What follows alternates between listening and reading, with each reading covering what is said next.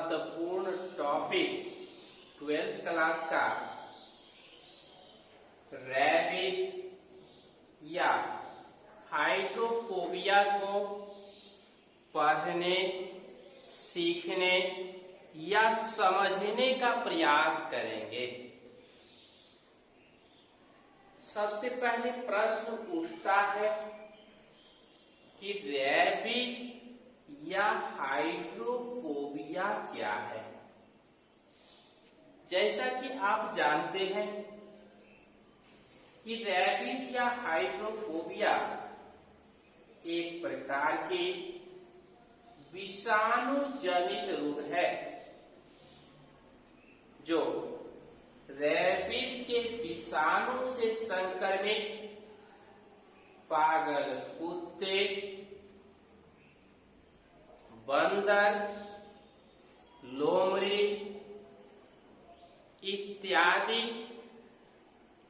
के काटने पर उत्पन्न होती है, जिसमें रोगी किसी आहट को पाकर हमेशा चौकन्ना होता रहता है। पत्ते के खरखराने पर, हवा के चलने पर, किसी आवाज को सुन करके चौकन्ना होता है, घबराता रहता है। पानी को देख करके भयभीत होता है, डरता है। इसलिए इस बीमारी को हाइड्रोफोबिया कहा जाता है। आप जानते हैं इसका संक्रमण रैबिज के विषाणु से होता है।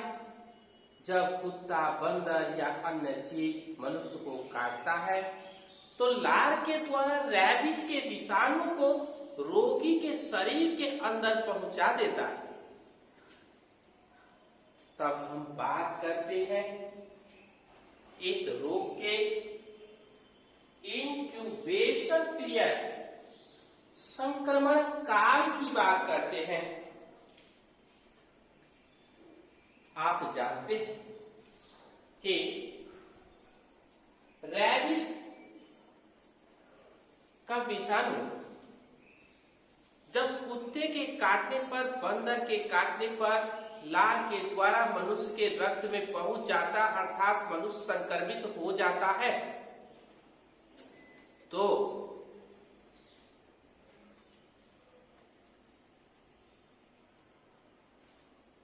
रक्त परिवहन तंत्र के द्वारा यह विषाणु रोगी के आंत में पहुंच जाता है।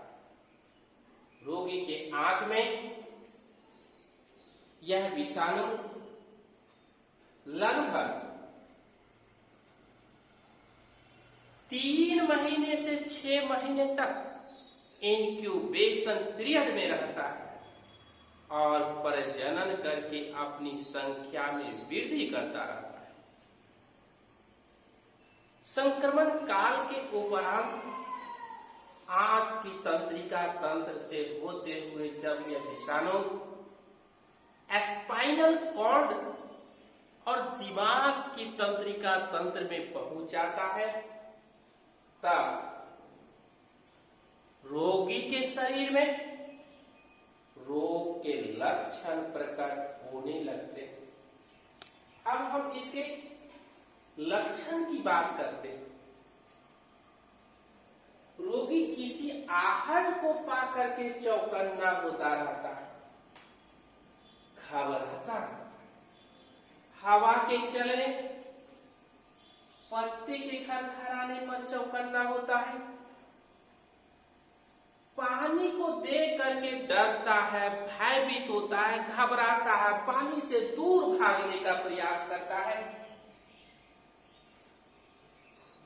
रोगी को भूख नहीं लगती है, खुराक घटने लगता है, धीरे धीरे रोगी कमजोर होता है, सूखता चला जाता है, खून की कमी हो जाती है, रोगी का वजन घटता जाता है। जब रोग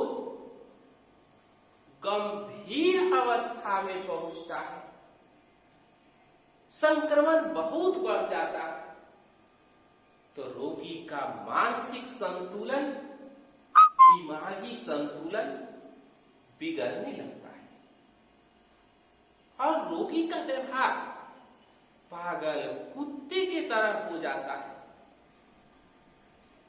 वह कभी हंसने लगता है, कभी रोने लगता है, कभी चिल्लाने लगता है, कभी कुत्ते की तरह भौंकने लगता है।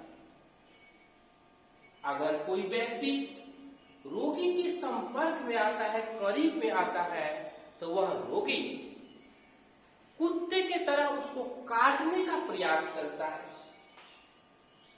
उसका व्यवहार पागल की तरह हो जाता है और रोग की गंभीरता बढ़ती जाती है। अंततः रोगी मर जाता है, इस दुनिया से चला जाता है। अब जांच की बात करते हैं। प्रयोगशाला में रैबिज की जांच करके इसकी पहचान की जाती है कि रैबिज का विषाणु शरीर में है या नहीं। कब? जब कुत्ता काटे, बंदर काटे तो जांच अवश्य करानी चाहिए। यदि रैबिज का विषाणु है या पागल कुत्ता काटा है तो उसकी टीका लगवानी चाहिए। हम इलाज की बात करते हैं। रैबिज या हाइड्रोफोबिया ला इलाज, मतलब जिसका इलाज संभव नहीं, जानलेवा बीमारी है। ऐसी बीमारी है जिससे रोगी को मरना सुनिश्चित है। यदि आज से विषाणु तंत्रिका तंत्र में पहुंच गया, दिमाग में पहुंच गया,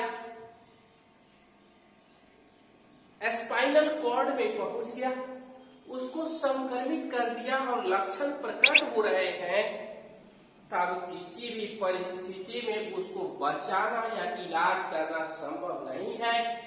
अतः इसलिए पागल कुत्ते के काटने पर, बंदर के काटने पर, लोमड़ी के काटने पर उस व्यक्ति का इलाज कराना चाहिए और उस व्यक्ति को आवश्यकता अनुसार रैबिज का टीका लगवाना चाहिए। अब बचाव की बात करते हैं। चूंकि यह जानलेवा लाइलाज बीमारी है, इसलिए इसका बचाव बहुत आवश्यक है।